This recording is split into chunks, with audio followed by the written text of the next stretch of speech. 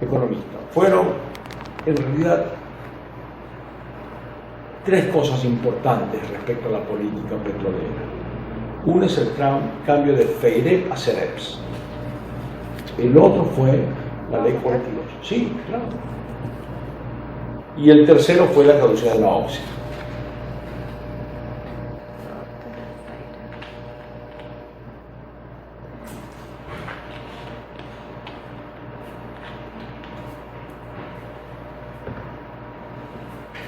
A ver, primero fue el de FEIREP, ¿verdad? El ACEREPS. Ya, ACEREPS.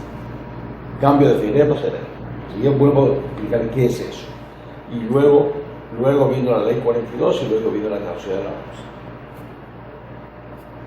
Ya. Las dos últimas fueron muy contemporáneas, mayo del 2006. Bien. Empiezo por lo siguiente. ¿Dónde empieza todo el lío? Empieza con lo siguiente: presupuesto general del Estado.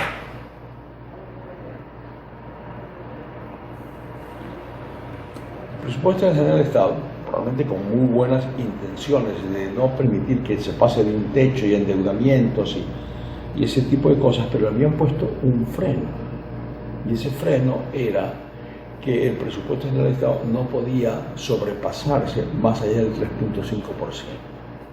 de un año a otro.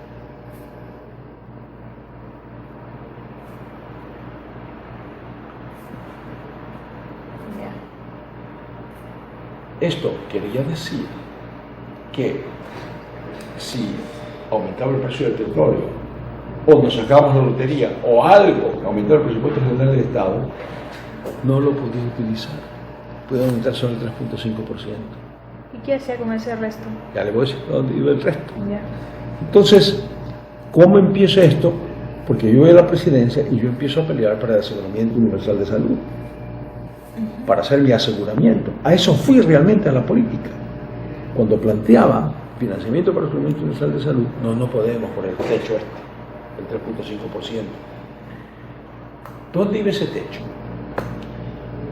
Para empezar, dentro del presupuesto, parte de los ingresos, casi el 40%, eran desembolsos de deuda. O sea, nueva deuda.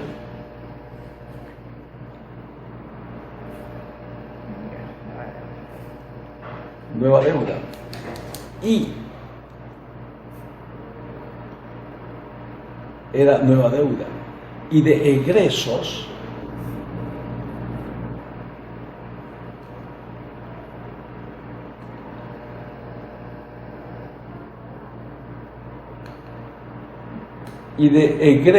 era pagar deuda, que también era más o menos el 40%. Casi que prestamos para pagar deuda. Ya. ¿Verdad? Prestamos para pagar deuda. Entonces, ¿a dónde iba ese? Eso va a ver que tiene sentido cuando le sigue explicando las cosas.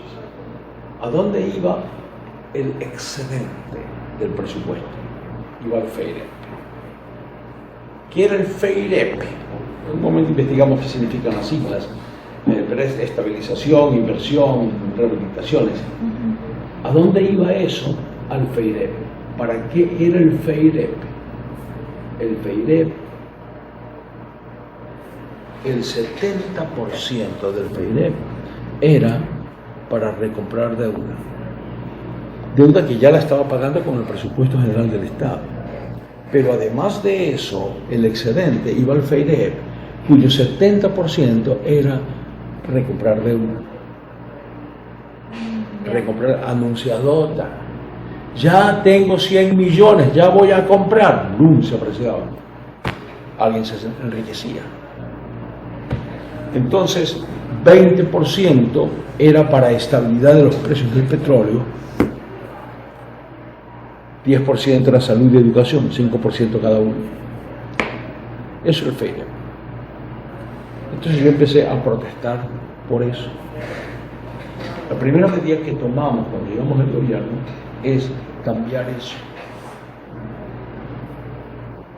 Porque usted comprenderá ahora que la mayor parte de todo lo que producía Petroecuador también era casi el 40%, y el otro era nueva deuda, y con eso pagábamos deuda externa, y el excedente iba al FEIREP, que también era deuda externa, es decir, nuestro petróleo era para deuda externa. Solo estaba considerado para eso. Para eso, tanto el presupuesto como el excedente. Entonces protestamos y empezamos cambiando el FEIREP a CEDEPS, donde la bola seguía, pero ya no la destinábamos a eso. Ahora era 35% para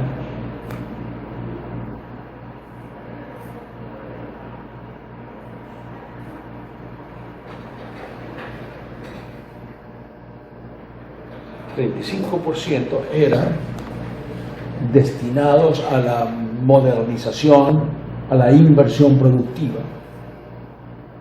Y dentro de eso, cuando se pudiese recomprar deuda silenciosa.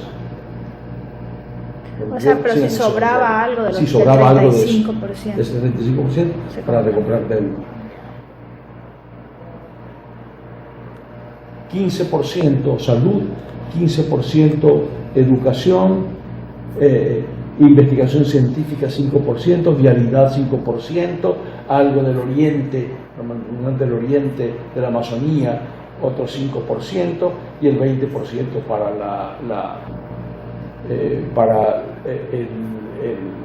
la compensación por los precios del petróleo. Primera medida fue esa.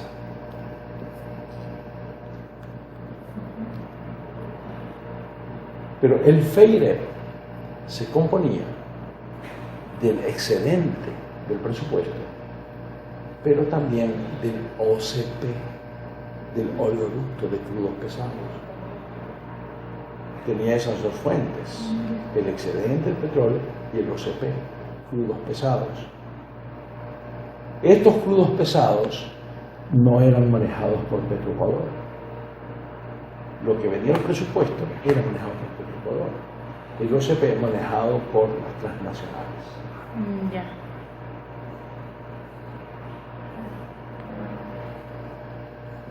Pero las transnacionales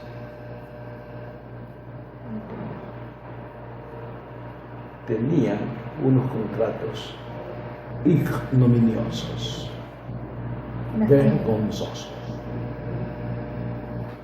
Eran un promedio, un cálculo, un ejemplo: 82 para la transnacional, 18 para Ecuador. Eso es lo que les convenía a ellos.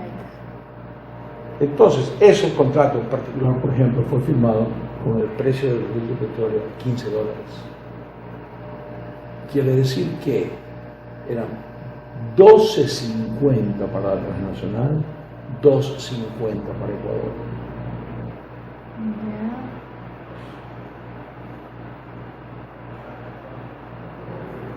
Pero cuando yo subo a la presidencia, ya estaba el precio, se fue a 50 y luego a $60. Pero el contrato seguía favoreciendo los excedentes. Es decir, seguía siendo 82-18, 80-20, 78-22. Seguían esas proporciones, igualito. Sino que ahora ya no era 12.50 para ellos, ahora era $48.50 para ellos. Es decir, todos los excedentes, porque su petróleo favorecía a las transnacionales. Pero estaba el contrato firmado. Y yo empecé a hablar contra ellos y ya me cayeron encima toditos. Y me decían, es que usted quiere cambiar eso y va a ser peor el remedio que la enfermedad, porque lo va a crea una inseguridad jurídica. Y entonces ya nadie va a creer en el Ecuador, porque protestamos por esos tremendos negociados. Llamé a las compañías petroleras. Le dije, a ver, señores, vamos a renegociar estos contratos. Lo voy a respetar porque está firmado por los gobiernos anteriores, porque yo lo respeto, pero renegociemos, por favor. ¿Qué hace la OCSE? Yo me siento a renegociar eso siempre que usted retire la demanda de caducidad que tiene contra nosotros.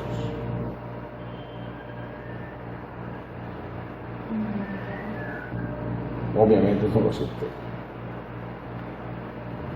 Y ellos tampoco aceptaron renegociar. Entonces yo decidí pensar, planear algo y darles el golpe por sorpresa.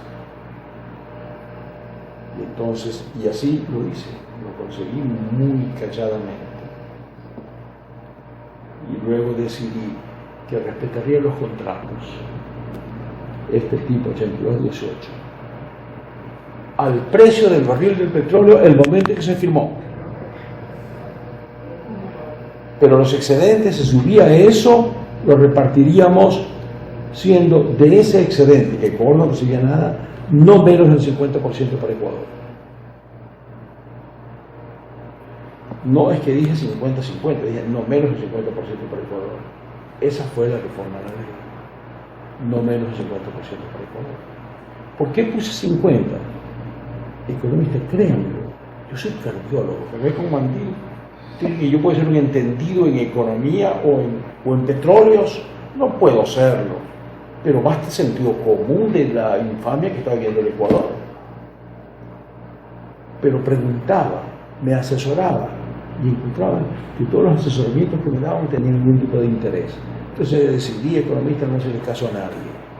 Yo solito allí en mi Palomar, en Carondelet, 11 de la noche, me rompía la cabeza pensando y decidí, voy a hacerlo de Salomón, 50-50, y se acabó el problema. Y eso es lo que hice.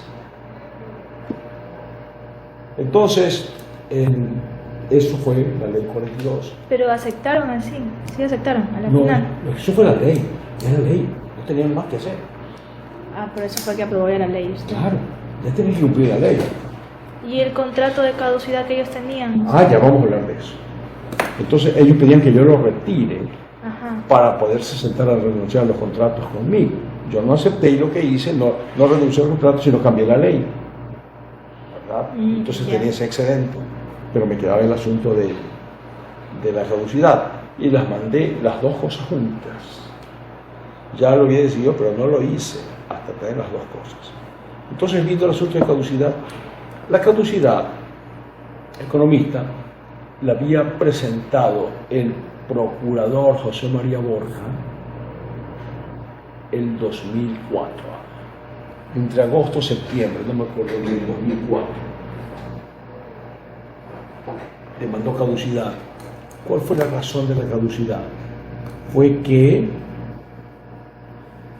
la OXI traspasó deberes y derechos a una compañía canadiense y esta a su vez a una china. Y el contrato especificaba que eso era un motivo de caducidad. Entonces el procurador Borja demandó caducidad. El contrato también especificaba, para lo que viene después, señalaba que las partes se ponían bajo la jurisdicción de los jueces naturales señalados en el contrato. Y el contrato señalaba que el juez natural era el ministro de Energía y Minas. Y señalaba además que en algunos casos se podía recurrir a arbitraje, excepto en los casos de caducidad. El contrato señalaba que en casos de caducidad no podía ir a arbitraje. El contrato. Entonces, ¿qué hago yo? Lo que hice fue, como le decía, esto pasó en el 2004. Yo tomé la presidencia en abril del 2005. Pero usted recordará que el país era un caos total. No había Corte Suprema de Justicia, no había tribunales. Y yo sabía por dónde se iban a disparar ellos. Si yo tomaba una actitud, ellos iban a decir que yo no tenía justicia, no tenía corte, no tenía tribunales. Por lo tanto, iba a ser una arbitrariedad. Aunque realmente el juez era el ministro de Energía y Minas. Entonces, lo que hice fue esperar eso.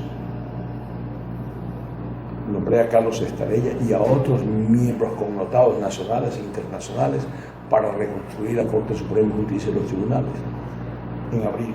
en noviembre del 2005 ya teníamos Corte Suprema de Justicia.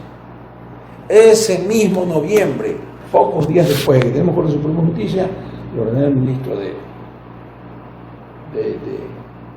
Economía, del procurador, que tramiten eso enseguida.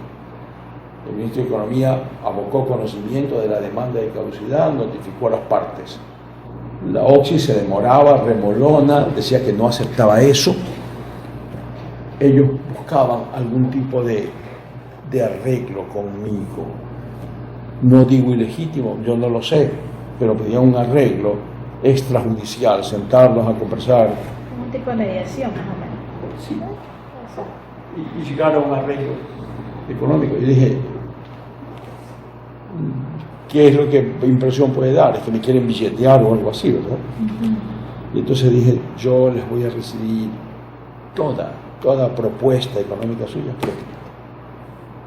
por escrito. Entonces finalmente a fines de año lo presentaron por escrito. Y con eso por escrito, le ordené al ministro que se las pase a los dos, al procurador y a Petroecuador. Señor procurador, dígame si esto es jurídicamente viable, lo de la OXI. Señor Petroecuador, dígame si esto es técnicamente viable. Y espero sus respuestas. Luego se me demoró mucho y después dijo que sí era viable. ¿El procurador? No, el procurador. Él dijo que sí era viable. Que sí era viable la propuesta que hacía la OXI. El procurador me dijo, no, técnicamente no es viable. Cuando el procurador se me demoró mucho y yo ya había tomado la decisión. Y entonces, a pesar de ese informe, esto pasó pues entre principios de año, ¿no? Hasta abril. Lo tengo detallado en alguna parte cronológicamente. Eso le prometo decir a Wendy que se lo consiga y tenga esa cronología. Y entonces en mayo lancé casi a día seguido Ley 42 y caducidad de la OXI. Juntas. En ese momento yo estaba en la tercera ronda de discusiones del TLC. Yo tuve 3 mesas del TLC, una en Guayaquil, Cartagena, Washington. Estábamos en la de Washington. Desde el principio yo propuse, yo no decía no al TLC. Lo que tenemos que hacer es discutir 2 cosas: propiedad intelectual, que es fármacos, y agricultura. TLC nos imponía que nosotros compremos una cuota de arroz a los Estados Unidos, siendo nosotros exportadores de arroz. Ya estaba eso aceptado. Tenemos que discutir eso, 2 condiciones. Los gringos no querían. Llegó mayo, vino la resulta petrolera, estaban reunidos en Washington, se nos levantaron de la mesa de discusiones. Me llama mi delegación, yo dirigía personalmente todo, me llama mi delegación y me dice, se nos van a levantar, ustedes no se levantan, se quedan allí sentados hasta que les apaguen las luces, les cierran las puertas, no se mueven de allí. Y fue bueno, nunca pudieron decir que nosotros nos levantamos. Ellos se levantaron. Luego me visita alguien que usted debe conocer muy bien, que es el doctor Joseph Stiglitz, premio Nobel de Economía. Yo le puse una condecoración aquí. Y el cabrón de él conversábamos y él me decía, no, presidente, ellos no se le levantaron por el asunto petrolero.